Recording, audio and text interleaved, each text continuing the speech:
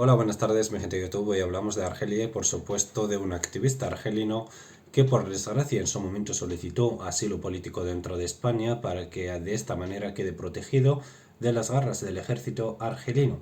Pero, por desgracia, España ha decidido deportarlo, más que nada porque supuestamente este activista no tenía suficientes motivos por el cuales puede solicitar asilo político dentro de España. Bien, este activista es Mohammed bin Halima o Mohamed bin Halima o, traducido completo, Mohamed hijo de Halima. Así se traduce en este caso el nombre del muchacho. Directamente es un activista que también es exmilitar argelino y lógicamente cuando se trata de soldados, todos los soldados que traicionan de alguna manera a la madre patria, pues lógicamente tiene que pagarlo caro y en la mayoría de los países de normal la condena es expulsión inmediata del ejército nacional y depende de qué delito hayas cometido, pues puedes directamente terminar en pena de muerte. Y por lo tanto, este ex militar argelino, Mohamed bin Halima, se escapó de Argelia en 2019 y pidió asilo político dentro de España y sobre todo pidiendo la protección internacional. ¿Y por qué este muchacho ha pedido la protección internacional? Pues directamente este soldado argelino, en su momento en Argelia todos recordamos muy bien de que ha habido un movimiento popular de Argelia el cual se ha levantado contra la corrupción del antiguo régimen argelino que es directamente liderado por el difunto presidente de la República Aziz Bouteflika, que Dios lo tenga en su gloria en este caso, ha sido un buen presidente de Argelia entre lo que cabe. De momento es uno de los mejores presidentes que ha tenido la República. Por lo tanto, y además es un presidente que ha intentado acercarse a Marruecos en medio de provocar una guerra con Marruecos, como está haciendo hoy en día el presidente nuevo, Abdelmajid Tebboune. Pero volvemos a nuestro asunto. Bien, directamente, el pueblo argelino salió en contra del régimen de Aziz Bouteflika, por lo cual Aziz Bouteflika renunció al poder y también reformó la constitución. Recordamos también de que Aziz Bouteflika estaba minusválido y estaba en silla de ruedas, no podían ni hablar, no podían hacer absolutamente nada, ni siquiera podía utilizar un bolígrafo para escribir. Pero aún así el ejército le ha obligado a estar en el poder casi 2 años más, estando totalmente digamos, inmóvil, es decir, estaba totalmente minusválido por completo y por lo tanto no tenía capacidad de dirigir el país de Argelia. Pero aún así el ejército veía de alguna manera en Abdelaziz Bouteflika una muñeca que puede manejar como le antojaba, hasta que el pueblo argelino se hartó de esa gran estafa y se levantó contra el régimen de Aziz. Una vez que ha caído el régimen de Aziz, Abdelmajid Tebboune u otros líderes que se habían presentado a las presidenciales en Argelia, todos habían comprometido luchar contra la corrupción tanto dentro del ejército nacional como a nivel político. Pero al final todas esas eran promesas políticas para llegar al poder. Una vez que ha llegado Abdelmajid Tebboune a la presidencia de la República, directamente, lógicamente, ha habido condenas contra unos cuantos políticos, pero ninguno de ellos era del Ejército Nacional. Eso sí, el ejército de alguna manera también ha hecho su limpieza.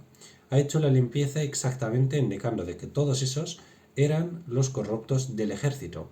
Pero en la realidad, por ejemplo, Shengereja, el gran líder militar de Argelia hoy en día, el principal enemigo además de Marruecos, el cual dirige todo en Argelia, la política, la presidencia, el ejército, etcétera.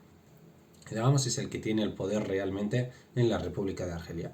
Este señor directamente lo que ha hecho es limpiar a todos los que hacían oposición dentro del ejército. Los grandes generales del ejército argelino, que de alguna manera estaban a favor de lo que exigía el pueblo, esos han sido directamente expulsados de alguna manera de sus puestos de trabajo. Y aparte de eso, han sido juzgados la mayoría de los grandes jefes del ejército argelino.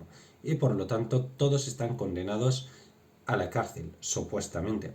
Algunos están pagando ahora mismo la condena en la cárcel, otros se han escapado directamente a paraísos fiscales como a Panamá, Suiza, etcétera, etcétera, a Suiza, perdón, etcétera, etcétera, pero los más importantes se quedaron.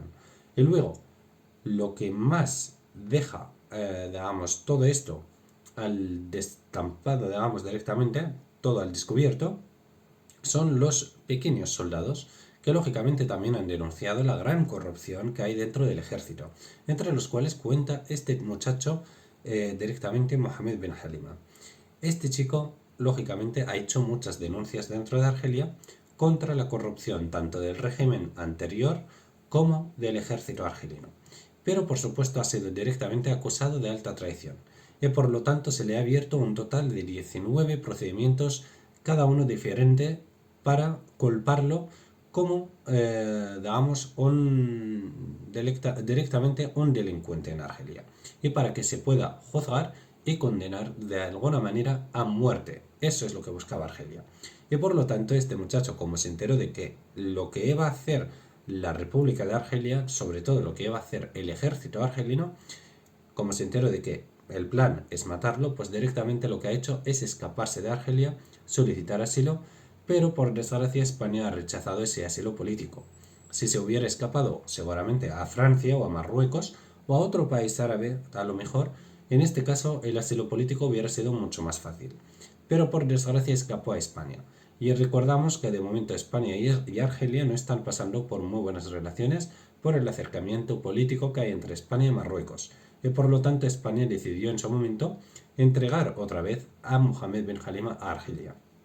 Pero por supuesto, una vez que se ha entregado, ya se había juzgado en Argelia y el juicio en Argelia era directamente que el muchacho Mohamed Ben Halima es condenado directamente a muerte una vez que llegue al país.